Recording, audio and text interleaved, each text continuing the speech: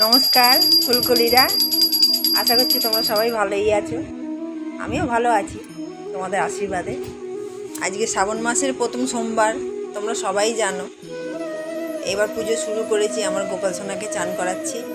ওই চান করতে খুব ভালোই লাগে, বুঝতে পারি, হাসি হাসি মুখ, ভালো লাগে। এই গাটা মুছিয়ে দিচ্ছি, জামা পরানো হচ্ছে, সাজুগুজু হচ্ছে, ঘাগরা পরানো হচ্ছে। গরমের সময় একটু গরম ভাব থাকলে এগুলো পরাই না, আজকে একটু পরাচ্ছি। জামাগুলো ধোয়া আছে বলে আমি থাক এগুলোই পরিয়ে দিই। কেমন লাগছে দেখো। এবার বেলপাতাগুলো ঠিক করছি, শিব ঠাকুরকে চান করাবো। মধু এনেছি, মধু আর বেলপাতা দিয়ে চান করাবো। গুছিয়ে নিই ভালো করে। এই যে এটা দেখছো, এটা হলো লাল চন্দন শিবের। এই চন্দনটা আমি এনে রেখেছি, একটু জল দিয়ে গুলে এই বেলপাতার মধ্যে 3টে পাতাতে ফোঁটা দিয়ে শিব ঠাকুরকে দেবো। তিনটে ফোঁটাই দিতে হবে। আর একটু মধু ওর মধ্যে মাখিয়ে দিলে ভালো আজকের দিনে। আর কিছু আনিনি, ওই মধু, বেলপাতা আর ওই লাল চন্দন দিয়ে ব্যাস হয়ে গেল। একটু উপর দিয়ে একটু মধু দিয়ে দিলাম, বেশি করে একটু ঢেলে। আগে চান করিয়ে নিয়েছি, তারপর বেলপাতা মধু দিয়ে চান করানো হলো।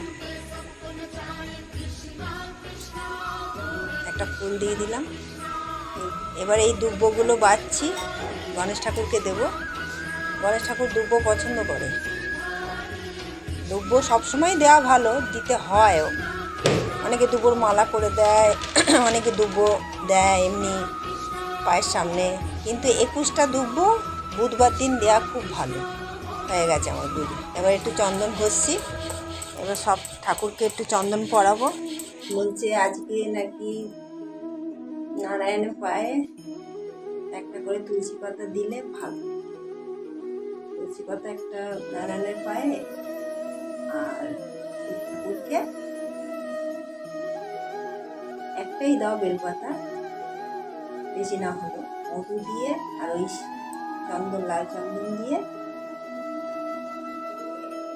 এবার যে ভক্তি করে অল্পতেই ঠাকুর শুনবে, একবারে ঘটা অনেক কিছু দিলেই তার হবে না, তাই না? চলো এবার গুছিয়ে নিই, ভগবানদের সাজাই, সাজিয়ে টাজিয়ে তারপরে তোমাদের দেখাবো। এই যে আমার ভগবানদের সাজানো হয়ে গেছে, এবার ভোগ দেবো। এবার দেখো তো বন্ধুরা, আমার ভগবানদের কেমন সাজানো হয়েছে। আমার গোপালকে ঠিকঠাক হয়েছে তো? কমেন্ট করে জানাবে। হ্যাঁ, তাহলে চলো আজকের মতন এইটুকুই। আবার দেখা হচ্ছে পরবর্তী ভিডিওতে। সবাই ভালো থেকো, টাটা।